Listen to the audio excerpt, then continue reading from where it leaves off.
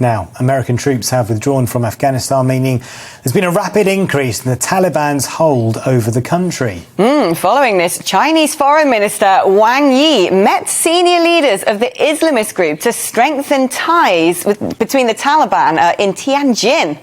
But what exactly is the motivation behind the meeting? Yeah, we're joined now by Sam Lewis, foreign affairs commentator and writer of the East Asia Insider. So, Sam, good to have you with us. What do you make of this meeting? I think to understand why the meeting's taking place, you need to go back a few months. As you mentioned, President Biden announced that by the end of August, so the end of this month, the last US troop would be pulled out of Afghanistan. And since then, the Taliban have taken a lot of territory, a lot of rural territory. They've taken some strategic points on the Pakistan border, the Tajikistan border, Turkmenistan border. And this means that they can get sort of transit fees and taxes.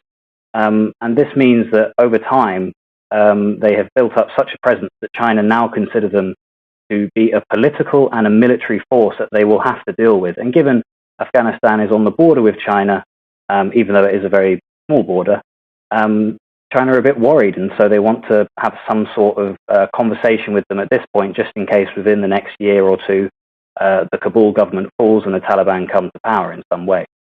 There are plenty of people out there who are very geopolitically sceptical of China right now and would look at this this strange new potential marriage as something that brings with this a huge potential risk. Would those worries be founded? Well, to an extent, because ultimately China just wants to look after China's national interests. And, in this case, there are potentially three that we can see. So, number one, we have the economic interests, the Belt and Road Initiative. I know we go on about it quite a lot, but they've invested $65 billion worth of investment into the China-Pakistan economic corridor, and they want to increase that to include Afghanistan territory. And number two, they want to make sure that there is no space within Afghanistan for any Uyghur separatists. A UN report recently announced that the East Turkestan Islamic movement within Afghanistan currently operates within Afghanistan, within Taliban territory. And even though this is a small movement, it's only a few hundred, maybe a few thousand, China believes that talking to the Taliban is important so that the Taliban can crack down on these terrorists. And number three, it's not really a geopolitical worry for China because they want to come across as, a responsible adult within the room. They've been painting the US in the last few months as being incredibly reckless. They've left Afghanistan after promising democracy and human rights, and look where we are now. They never got rid of the Taliban, and Afghanistan is in chaos. General Petraeus this morning announced that civil war is on the way. President Ghani of Afghanistan announced that people should rise up against the Taliban. So we're on our way to civil war, and it looks like, at least China are trying to paint it, that they're the only ones in the room who are taking this seriously, and the only ones that are meeting with the Taliban and trying to create some sort of dialogue. I mean, you say they're trying to create a positive dialogue with the Taliban. Are we sort of en route to potentially another proxy war? Because lots of people regard China as somewhat being enemies of the West, or at least, maybe faux friends. But it seems to be a bit of a strange marriage of convenience, because here you have sort of ultra Islamic fundamentalists, really, in the form of the Taliban. And I can understand how China might see tit for tat in aid the Taliban, form a dialogue with them, and in doing so, maybe capture some of their resources and strategic routes, and perhaps they share a common enemy. But given the Chinese treatment or alleged treatment of Muslims in their own country, in Xinjiang, with the Uyghurs and the Kazakhs, it does seem to be a bit of an artificial friendship. Well, it was interesting that, you see the photos of the meeting, and the Taliban, the 9 members of the Taliban delegation all have beards, and obviously that's outlawed within Xinjiang. If you have that within Xinjiang, you go to jail, or to a camp of some sort, so a re-education camp, as they call it. But I don't think a proxy war is about to take place, because ultimately, we, along with the US, were there for 20 years. Now we've withdrawn. I don't think we'll go back in. I think, China's motives aren't always as sinister as they're painted to be. This is their border. They want stability. They just don't care who's in power. So they don't care the fact that under Taliban territory, Afghanistan is going back to the Middle Ages, that women's rights are being curtailed, that education isn't being taken seriously anymore. And it's such a tragedy. But ultimately, China just wants some sort of government they can deal with in a few years, and that's why they've put their hand out to the Taliban. Well, some would actually say that in many respects, putting their hands out to the Taliban is already backing a winner, even if a proxy war doesn't take place. And that can't be good for maintaining stability in the Middle East, surely. Well, they haven't completely backed the Taliban. They have talked to the government of President Ghani as well, and they are the government of the current government within Afghanistan is also keen to get some Belt and Road money into Afghanistan. So they're not backing a winner, and I don't think China would paint it like that. You don't know what they're up to behind closed doors, but they'll certainly be talking to President Ghani's government as well. And China say they want to bring around a reconciliation of some sort, but that is yet to be seen.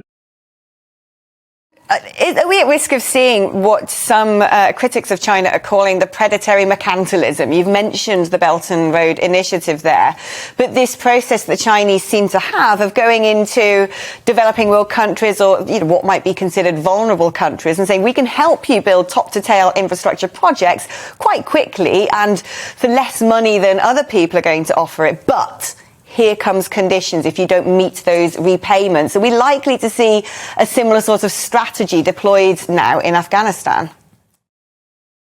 Well, the strategy in general with the Belt and Road Initiative is, here's a ton of money.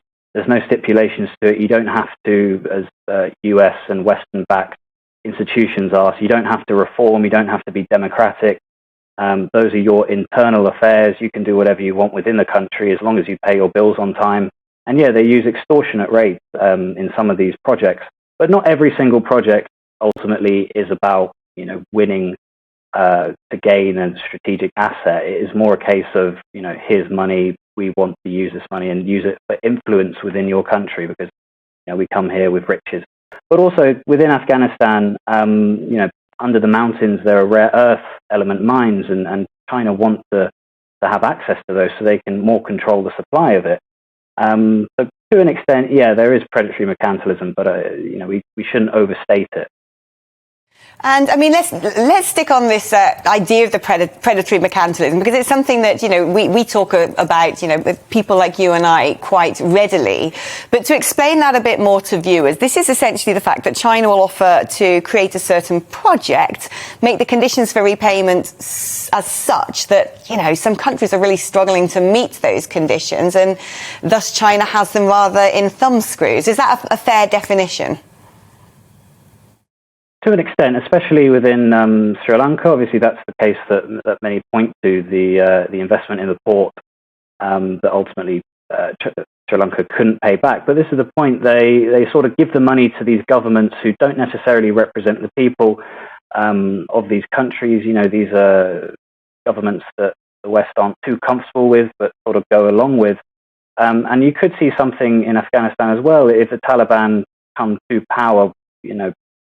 The Taliban isn't a movement as such. It's more of a ragtag bunch of different factions. But if there is a Taliban influence within government, China will give them money to invest in these projects. And potentially, yeah, if they can't pay the debt back, then a Chinese company with links to the Chinese Communist Party will take them over. Any risk that China might start selling the Taliban military hardware? Well, that's a tough question to answer. They might do, but at the moment they're giving they're giving the idea that they want national reconciliation. They don't want a civil war, because don't forget, instability on the border of China is never good. It could be imported into the country, and if the Taliban are fighting further wars, and the Taliban can't crack down on Uyghur separatists, which is what China wants. So, whether they were going to do that to begin with, I don't know. But certainly it's a potential option, and China could explore it, but they haven't been selling weapons to them, at least not publicly yet. Sam, thank you so much for sharing your thoughts. It's a critical issue, and I'm sure we'll come back to you again on this. That's Sam Lewis, who's a bit of a China expert there. Just a bit. Right, after the break, you don't want to be going anywhere near the Jurassic Coast in Dorset. That's our bit of public information for you as rocks have been falling over the weekend. We'll have the latest next with our Southwest reporter Duncan Sightime. Don't go away. Hello again. Many places will see a dry end to the day, even some bright spells, but further heavy showers for some areas, including the risk of